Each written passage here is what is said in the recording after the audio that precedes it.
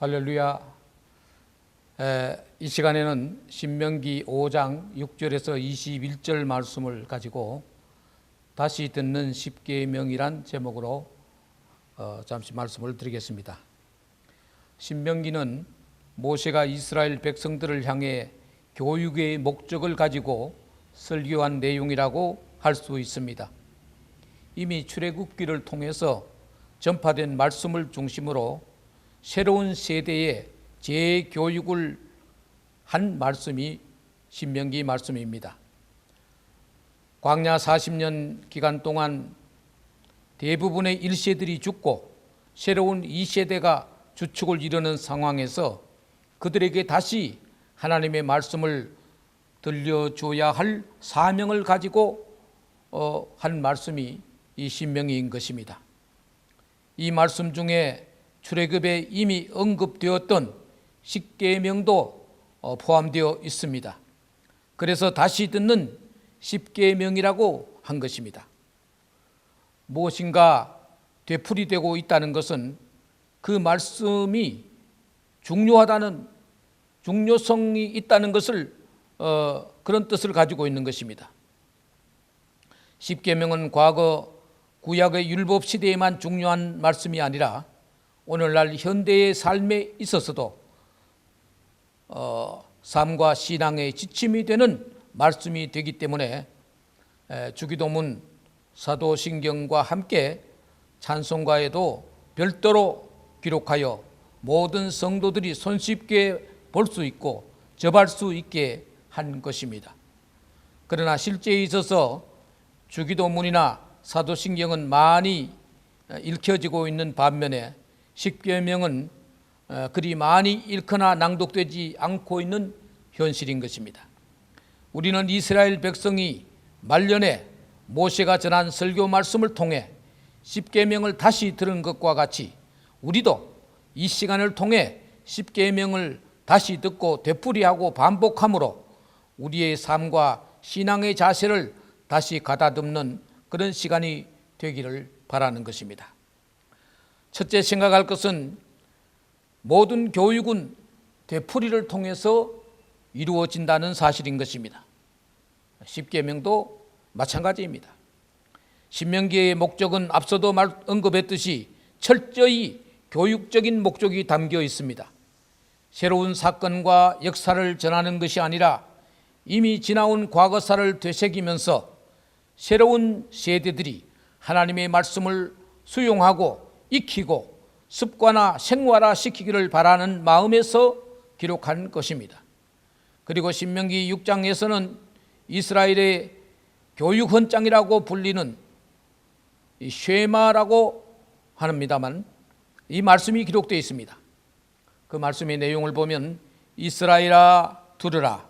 우리 하나님 여호와는 오직 하나인 여호와시니 너는 마음을 다하고 성품을 다하고 힘을 다하여 내 하나님 여호와를 사랑하라. 오늘날 내가 네게 명하는 이 말씀을 너는 마음에 새기고 내 자녀에게 부지런히 가르치며 집에 앉았을 때에든지 길에 행할 때에든지 누웠을 때에든지 이 말씀을 강론할 것이며 너는 또 그것을 내 손목에 메어 기호를 삼으며 내 미간에 붙여 표를 삼고 또 내 집 문설주와 바깥문에 기록할지니라고 하였습니다. 교육은 시도 때도 없이 늘 계속 되풀이되는 것인데 자연스럽게 그렇게 함으로써 이루어지는 것입니다. 하나님을 사랑하는 것을 가르칠 때도 오늘 이 성경 쉐마의 내용과 같이 해야 됩니다. 여기 보면 그 가르침의 열정은 어떤 열정으로 해야 되느냐. 여기 보니까 마음과 성품과 힘을 다하라는 것입니다. 이것은 자신이 할 수 있는 모든 열정을 다하라는 것입니다. 예수님은 이 말씀을 인용함에 있어서 약간의 다른 표현을 사용했는데 마태복음 22장 37절에 보면 예수께서 가라사대 내 마음을 다하고 목숨을 다하고 뜻을 다하여 주 너의 하나님을 사랑하라고 했습니다. 전자는 마음, 성품, 힘이라 한데 반해 후자는 마음, 목숨, 뜻이라고 약간 다른 표현을 사용하였습니다. 그러나 내용 자체는 변함이 없습니다. 이미 일치하는 마음만 해도 온몸 전체를 다하는 것입니다. 그 외에 성품, 힘, 목숨, 그 뜻 역시 온 마음, 즉 온 생명, 영혼을 다하는 그런 모습을 뜻하는 것입니다. 전체의 의미는 할 수 있는 모든 열정을 다해 하나님을 사랑하라는 것입니다. 그것은 하나님을 사랑하는 마음이 그래야 한다는 뜻도 있지만 이 내용을 가르치는 열정 또한 온 정성을 다하라는 그런 말씀인 것입니다. 그러면 그 가르치는 처소, 장소는 어디서 가르쳐야 되느냐? 여기 보니까 길을 갈 때든지 누웠을 때든지 집에 있을 때든지 이 말씀을 강론하라고 했습니다. 길을 간다는 것은 바깥에서 일할 때를 말하고 누워있다는 것은 집에서 쉬고 잠자는 것을 말하는데 이는 장소의 구애됨이 없이 이 귀한 말씀을 꼭 가르치라는 것입니다. 여기 또 가르침의 방법도 나와 있습니다. 여기 보니까 손목에 메고 말씀을 미간, 눈썹 사이에 붙이고 문설주에 기록하라고 했습니다.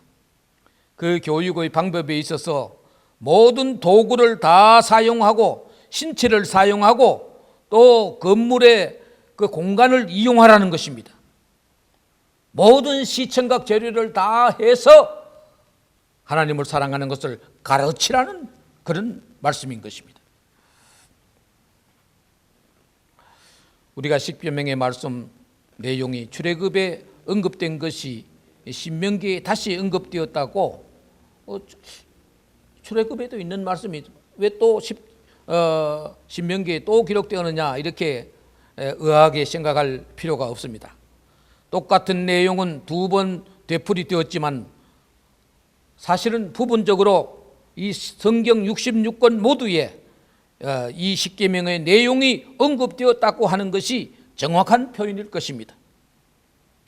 예를 들어서 우상 숭배나 안식일 지킴에 대한 것은 모세 오경 다른 책에도 많이 언급되었고 선지서에도 그런 말씀이 핵을 이루고 있고 시편이나 잠언서에도 언급되었습니다. 또 부모를 공경하고 살인하지 말고 간음하지 말고 도둑질하지 말라는 내용도 성경 전반에 모두 언급된 내용인 것입니다. 귀에 못이 박히도록 한다는 말이 있는데 하나님이 우리 인생을 교육하는 것도 역시 그렇습니다. 귀에 못이 박히도록 또 하고 또 되풀이하라는 것입니다. 그것은 마치 우리가 매일 같은 양식을 먹는 것과도 같습니다. 그래서 하나님의 말씀을 두고 일용할 양식이라고 데일리 브레드라고 하는 이유도 바로 여기에 있는 것입니다. 되풀이하기가 두려우면 아예 설교자로 나서는 것을 포기하라는 말을 한 사람이 있습니다. 어떤 사람은 자신은 꼭 같은 설교를 한 번도 하지 않았다고 자랑삼아 얘기하는 사람도 있는데 비록 내용상으로 꼭 같은 원고를 되풀이하지는 않았을지라도 그 말씀의 핵심 내용이 늘 다룰 수는 없는 것입니다. 왜냐하면 하나님의 말씀의 핵심은 언제나 동일하기 때문인 것입니다.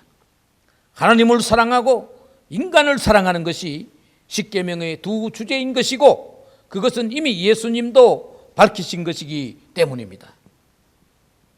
이제 우리 십계명의 큰 두 주제를 하나씩 살펴보겠습니다. 그건 뭡니까? 하나님을 사랑하라는 말씀인 것입니다. 1계명에서 네 번째 계명은 하나님에 관한 것인데 내용은 조금씩 다를지라도 큰 주제는 하나님을 사랑하라는 것입니다. 하나님을 사랑하는 사람이 어찌 다른 신을 만들 수 있겠습니까? 그건 너무나도 자명한 것입니다. 사랑하는 배우자를 두고 다른 사람을 사랑하고 있다는 것은 결코 양립될 수 없는 모순이 되는 것입니다. 그것은 배우자에 대한 모독이 되기 때문입니다. 우상도 역시 하나님을 떠났거나 식상한 사람이나 할 짓이지 하나님을 사랑하는 사람의 할 일은 결코 아닙니다. 하나님을 사랑하는 사람이 어찌 다른 우상을 섬길 수가 있겠습니까? 사랑하는 사람의 사진을 수첩에 넣고 다니는 것은 용인이 되지만 다른 사람을 연모의 수첩에 넣고 다닌다는 것은 역시 사랑하는 사람을 두고 할 짓이 아닌 것입니다. 그리고 하나님을 사랑하는 사람이 하나님을 모욕할 수 없는 것입니다. 간혹 신학을 공부한 사람 가운데에는 신의 존재에 대해서 있느니 없느니 하거나 혹은 다른 신도 가능하다는 등의 그런 말을 하기도 하는데, 그것은 하나님을 사랑하는 신앙인의 입에서 나오는 소리는 결코 아닐 것입니다. 의심에서 비롯되어서 그런 말을 할 수는 있어도 사랑하는 가운데서 그런 말은 결코 할 수가 없는 것입니다. 그리고 안식일을 지킨다는 것도 하나님을 사랑하는 사람이라면 너무도 지당한 것입니다. 시편 84편에서 시편 기자는 말하기를 만군의 여호와여, 주의 장막이 어찌 그리 사랑스러운지요. 내 영혼이 여호와의 궁정을 사모하여 쇠약하며 내 마음과 육체가 생존하시는 하나님께 부르짖나이다. 나의 왕 나의 하나님 만군의 여호와여, 주의 제단에서 참새도 제 집을 얻고 제비도 새끼둘 보금자리를 얻었나이다 라고 하였습니다. 주의 성전을 그리워하는 마음이 절절히 느껴지는 구절인 것입니다. 심지어 성전 지붕이나 처마 밑에서 둥지를 틀고 사는 참새나 제비도 부러워하는 마음을 담고 있는 것입니다. 이게 모두 사랑하는 마음에서 비롯된 것입니다. 어떤 불치의 장애자가 나는 비록 장애자로 남아 이렇게 존재할 수 있도록 낳아주신 하나님과 부모님께 감사한다고 하는 말을 해서 큰 감동을 받은 적이 있습니다. 하나님이 이 아름다운 세상, 우주 만물 삼라 만상이 어우러져 있는 세상에 나를 태어나게 하여서 이 아름다운 세상을 구경할 수 있고 경험하게 한 것만 해도 우리는 정말 하나님께 감사할 수 있어야 하는 것입니다. 그런 조물주 하나님을 사랑하는 것은 피조물인 인간이 할 수 있는 가장 아름다운 일인 것입니다. 또 십계명의 두 번째 큰 주제가 뭡니까? 이웃을 사랑하라는 것입니다.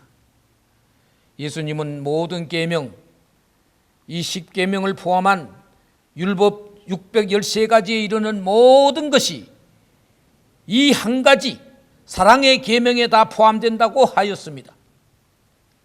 그리고 그것은 두 대상을 가지고 있으니 바로 하나님을 사랑하는 것이요, 다른 하나는 이웃, 즉 사람을 사랑하는 것이라고 했습니다.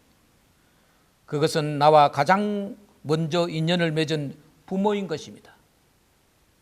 십계명 5계명에 나와 있죠.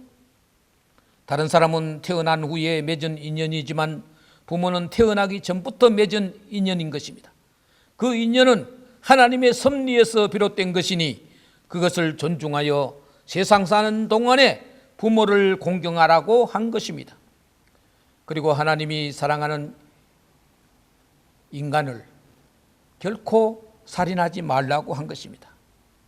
넓은 의미에서 이 살인이란, 사람을 죽인다는 것은 미워하고 싫어하고 욕하는 모든 것이 다 포함되는 것입니다. 꼭 육신의 생명을 끊는 것만이 살인이 아닙니다. 간음하지 말라고 한 것은 가정을 존중하고 인간의 몸을 성결하게 할 의무를 부과한 것입니다.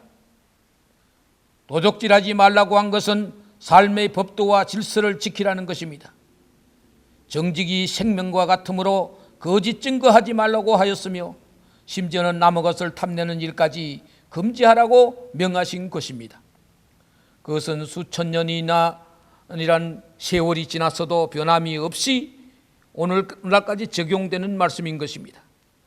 하루가 다르게 변하는 세상이지만 우리 인생에게 있어서 최고의 가치인 사랑이 변할 리가 없는 것입니다. 사랑하는 마음이 있다면 부모를 사랑해야 하고 이웃을 사랑하고 다른 모든 사랑하는 사람의 것까지 존중하고 위해줘야 하는 것입니다. 인간에 관한 6가지 계명을 다 외우지 못하고 하나님에 관한 4가지 계명을 순서대로 다 외우지 못해도 진정 사랑하고 있다면 그는 모든 계명을 완수하고 있는 사람인 것입니다. 반면은 모든 계명을 문자 하나 틀림없이 다 암송하고 있다고 할지라도 사랑하지 못하고 있다면 그는 이미 계명을 저버린 사람이라고 밖에 볼 수 없는 것입니다. 끝으로 이 10계명의 실현은 행복한 삶을 보장하는 것이라고 하겠습니다. 율법 혹은 계명, 명령 등의 말은 아주 딱딱하기 이를 데 없는 법률적인 용어 같습니다. 10계명에도 역시 매우 딱딱한 법조문과 같이 느껴집니다. 그러나 그것은 외워야 할 암기 계명이 아니라 실천해야 할 사랑의 계명인 것입니다. 여기 뉴사우스 웨일즈 대학의 마이클 벨란슈엘라 박사라는 사람이 한 말 가운데 많은 노인들에게 멘탈 에어로빅을 할 것을 권장했습니다. 그 이후로 이렇게 정신 에어로빅, 예를 들어서 낱말 맞추기 등을 많이 한 사람은 뇌 그 해마 세포의 노화가 더디고 또 치매 발병률도 일반인의 절반 정도였음을 밝혀냈다고 합니다. 그래서 미국의 UCLA와 듀크 대학에서 추천하는 멘탈 에어로빅으로서 권장하는 것은 뭡니까? 일기를 쓰거나 또 다른 글을 쓴다는 것, 또 신문을 많이 읽는다는 것, 혹은 명상을 하는 것, 또 교제하는 것, 게임 등을 이렇게 적극 추천하고 있습니다. 아무리 정신 건강을 위해 이런 노력을 한다고 할지라도 그 마음 중심에 근본적으로 사랑하는 마음이 없으면 행복은 점점 더 멀어질 수밖에 없는 것입니다. 그러나 오늘 성경이 제시하는 이 10계명은 비록 딱딱한 것 같지만 실상의 내용은 한없이 부드럽고 유연한 사랑의 계명인 것입니다. 하나님을 사랑하고 인간을 사랑한다면 이보다 더 큰 행복은 다른 어떤 곳에서도 발견하지 못하는 것입니다. 오늘 하나님이 주신 이 따뜻한 사랑의 계명을 여러분도 아끼고 사랑하셔서 실천해 나갈 수 있는 여러분 다 될 수 있기를 주의 이름으로 축원합니다.